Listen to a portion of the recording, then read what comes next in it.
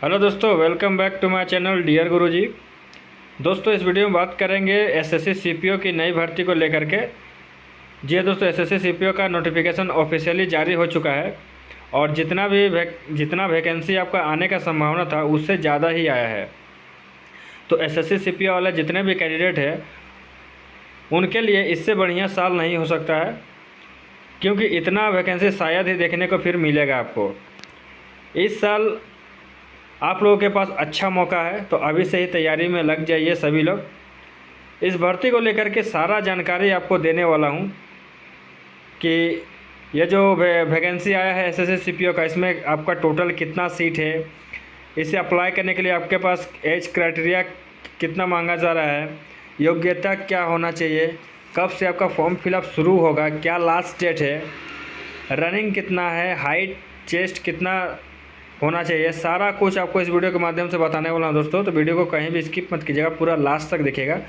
और अगर आप मेरे इस चैनल पर नए हैं तो चैनल को सब्सक्राइब करके बेल आइकन पर क्लिक कर दीजिएगा, ताकि पल पल का अपडेट आपको समय समय पर मिलते रहे। तो दोस्तों, सबसे पहले हम लोग एसएससी का ऑफिशियल वेबसाइट जो कि न्यू लॉन्च हुआ है ssc.gov.in पर आ चुके हैं।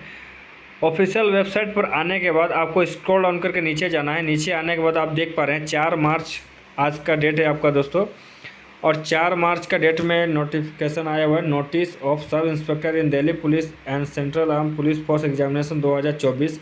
यहाँ से हम लोग पीडीएफ को डाउनलोड करेंगे नोटिफिकेशन का, उसके बाद देखेंगे सारा डिटेल्स।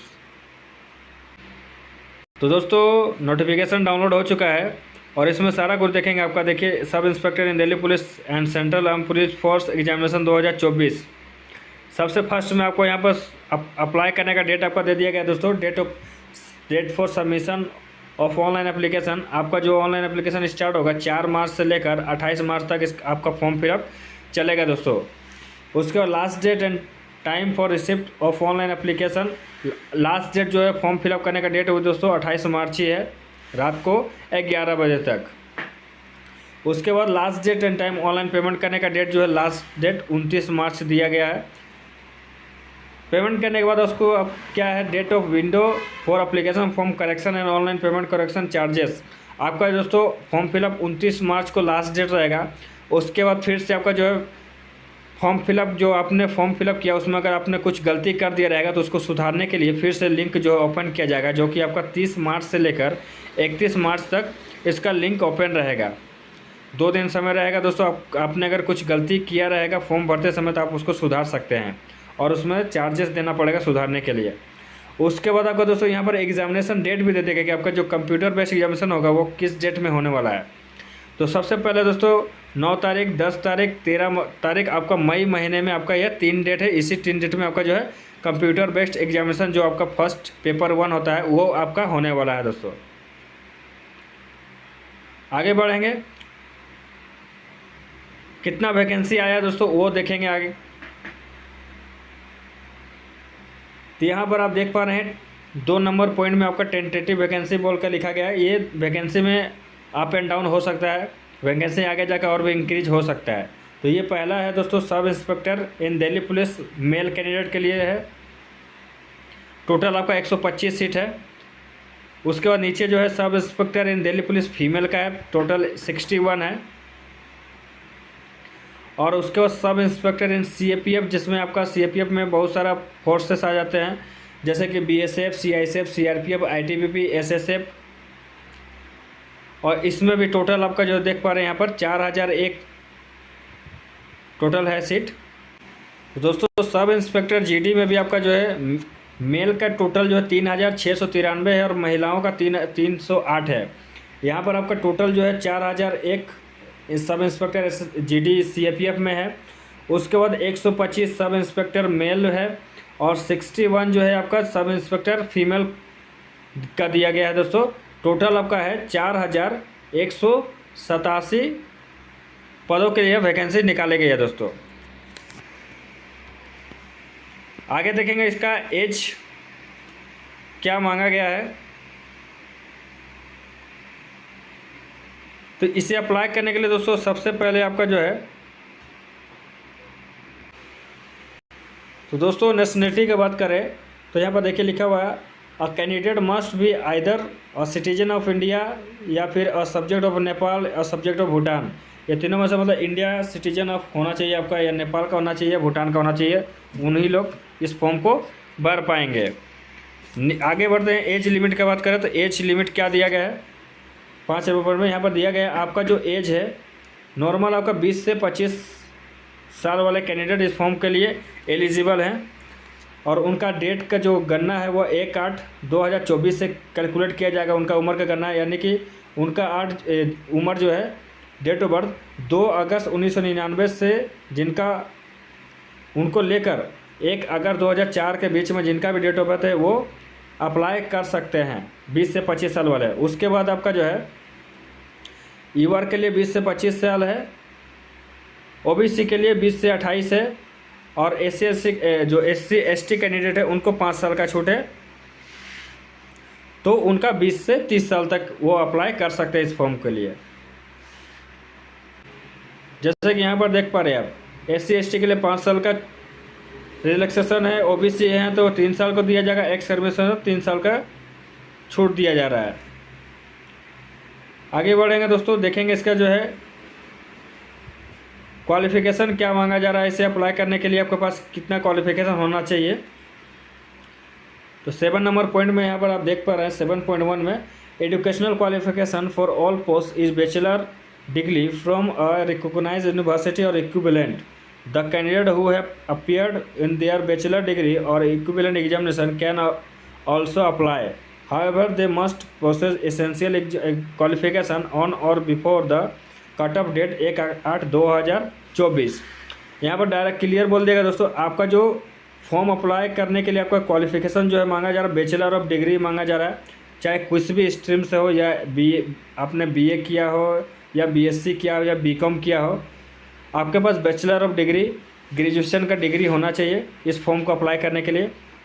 और सबसे इम्पोर्टेंट बात है कि अगर आप अभी भी चाहे पार्ट 1 हो, पार्ट 2 या पार्ट 3 हो, आप अगर पढ़ाई कर रहे हैं अभी, तो आप इस फॉर्म के लिए एलिजिबल नहीं रहेंगे। आपको यहाँ पर आपके पास हाथ में 1/8/2024 तक आपका हाथ में सर्टिफिकेट ग्रेजुएशन का आ जाना चाहिए, तभी आप इस फॉर्म को भर पाएंगे। आपका अगर अभी तक रिजल्ट भी नहीं मिला है तो भी आप एलिजिबल नहीं है इस फॉर्म को भरने के लिए। वही कैंडिडेट अप्लाई कर सकते हैं जो फाइनली पूरी तरह से ग्रेजुएशन का डिग्री कंप्लीट कर चुके हैं, उनके पास सर्टिफिकेट, मार्कशीट सारा कुछ उनके हाथ में है। क्योंकि फॉर्म भरते समय आपसे जो है ग्रेजुएशन का डिटेल्स मांगा जाएगा, कब पास किए, कितना नंबर है, कितना परसेंटेज है, सारा कुछ फिलअप करना पड़ता है दोस्तों। इसलिए अगर पूरा कंप्लीटेड रहेगा ग्रेजुएशन तभी आप इस फॉर्म को अप्लाई कर पाएंगे। अब बात करें एप्लीकेशन फ़ीस को दोस्तों, तो इस फॉर्म को अप्लाई करने के लिए जनरल कैटेगरी और ओबीसी वालों के लिए 100 रुपीज़ चार्ज लगेगा, और जो कैंडिडेट महिलाएं हैं या फिर SC ST से बिलोंग करते हैं या एक्स सर्विसमैन है, उनको कोई भी फीस देना नहीं पड़ेगा, उनके लिए छूट है। और यहाँ पर दीजिएगा लास्ट डेट जो है ऑनलाइन फ़ी पेड करने का लास्ट डेट 29 मार्च यहाँ पर दिया हुआ है। और जो फ़ी पेमेंट करेंगे वो आप किसी भी माध्यम से ऑनलाइन पेमेंट कर सकते हैं, या फिर UPI से कीजिए, या नेट बैंकिंग से कीजिए, या आपका पास क्रेडिट कार्ड है तो उससे कीजिए, डेबिट कार्ड है तो उससे भी, किसी भी माध्यम से आप ऑनलाइन पेमेंट कर सकते हैं। नेक्स्ट बात करेंगे दोस्तों कि इसमें सिलेक्शन प्रोसेस क्या है, सिलेक्शन पाने का प्रोसेस क्या है। तो सबसे पहले दोस्तों में क्या होगा, फॉर्म भरने के बाद आपका जो पेपर 1 होगा, पेपर 1 अगर आप क्वालिफाई करते हैं तो आपको फिजिकल स्टैंडर्ड टेस्ट और फिजिकल इंड्योरेंस टेस्ट आपका को बुलाया जाएगा। वहाँ से अगर क्वालिफाई करते हैं तो फिर आपको पेपर 2 का एग्ज़ाम देना पड़ेगा। पेपर 2 क्वालिफाई करने के बाद आपका डिटेल मेडिकल एग्जामिनेशन और री मेडिकल एग्जामिनेशन का प्रक्रिया होने के बाद आपका फाइनल आपका मेरिट आपका तैयार होगा। तो सबसे पहला पेपर जो आपका होने वाला है उसमें क्या क्या आपसे क्वेश्चन पूछा जाएगा, कितना नंबर का आएगा। तो जो पेपर 1 होगा दोस्तों उसमें आपका 4 सब्जेक्ट रहेगा, general intelligence and reasoning, general knowledge and general awareness, quantitative aptitude और इंग्लिश कंप्रीहेंशन, जिसमें नंबर ऑफ क्वेश्चन जो है दोस्तों सभी में 50-50 नंबर के क्वेश्चन रहेंगे। और जो मार्क्स का बात करें तो 50-50 मार्क्स का रहेगा। और समय की बात करें तो 2 घंटा आपका समय दिया जाएगा, यानी 200 क्वेश्चन रहेगा आपका, 200 नंबर का ये एग्ज़ाम होने वाला दोस्तों, 2 घंटे का समय है। यहाँ से क्वालिफाई करने के बाद आपका जो है पेपर 2 होता है, इससे पहले आपका पेपर 1 क्वालिफाई करने के बाद फिजिकल होगा। फिजिकल के बाद जो आपका पेपर 2 में जो एग्ज़ाम होगा वो क्या है, तो पेपर 2 में ओनली आपका जो है इंग्लिश लैंग्वेज और कॉम्प्रिहेंशन से क्वेश्चन आएगा, जिसमें टोटल 200 नंबर का क्वेश्चन रहेगा, 200 मार्क्स का। और इसमें भी आपका जो है 2 घंटे का समय दिया जाएगा। नेगेटिव मार्किंग की बात करें तो दोस्तों, there will be negative marking of 0.25 marks for each wrong answer in paper 1 और पेपर 2। आपका पेपर 1 में भी 0.25 मार्क्स का नेगेटिव मार्किंग है और पेपर 2 में भी 0.25 मार्क्स का नेगेटिव मार्किंग है। सेम है दोस्तों पेपर 1 और पेपर 2 में। नेक्स्ट है दोस्तों, अगर आप एनसीसी होल्डर हैं तो आपको दोस्तों सब कुछ बोनस मार्क्स भी दे दिया जाता है। तो यहाँ पर एनसीसी सी सर्टिफिकेट जिनके पास है उनको 5% ऑफ द मैक्सिमम मार्क्स, जितना भी आपने मार्क्स लाया है उस पर 5% आपको, यानी 10 मार्क्स तक के आसपास आपका जो है यहाँ पर बोलते, जब नॉर्मलाइजेशन इसको नॉर्मलाइज होगा तो उसमें आपका जितना मार्क्स आएगा उसमें आपको 10 नंबर ऐड कर दिया जाएगा। अगर एनसीसी बी सर्टिफिकेट है तो 6 नंबर आपको मिलेगा, एनसीसी ए सर्टिफिकेट है तो आपको 4 नंबर मिलेगा। ये फाइनल पेपर 1 और पेपर 2 होने के बाद जो नॉर्मलाइजेशन मार्क्स आपका जो जारी होगा उसमें आपका यह मार्क्स ऐड होकर आएगा दोस्तों। नेक्स्ट देखेंगे आगे आपका जो फिजिकल होगा उसमें क्या क्या आपसे फिजिकल में करवाया जाएगा, कितना हाइट होना चाहिए, कितना चेस्ट होना चाहिए, रनिंग कितना होगा।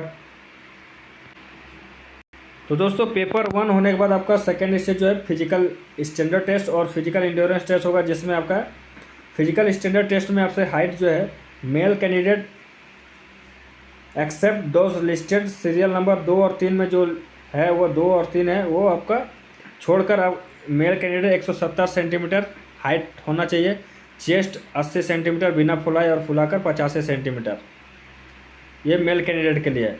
फीमेल कैंडिडेट का जो है दोस्तों हाइट है 157 सेंटीमीटर मांगा जा रहा है।